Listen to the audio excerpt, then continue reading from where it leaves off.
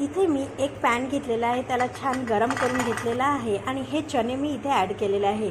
हे चणे रात्रभर मी मूळ घातलेले, सकाळी 2 ते 3 शिट्ट्या याला लावून घेतलेले। आता मी एक थोडंसं साईडला तेल टाकून इथे जिऱ्याची फोडणी घालणार आहेत, चवीनुसार मीठ, थोडंसं तिखट, थोडंसं धनिया पूड आणि आपण याला मिक्स करून घेणार आहोत आणि यावरती छान मस्त आपण कोथिंबीर स्प्रिंकल करणार आहोत।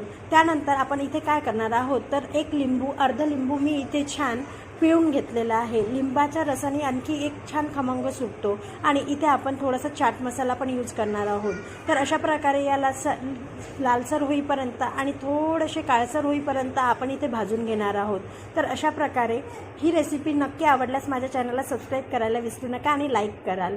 इथे आपण सगळं संपूर्ण काढून घेतलं। इथे छान बारीक चिरलेला कांदा आणि बारीक चिरलेला टोमॅटो टाकून चाट मसाला टाकून आपली ही रेसिपी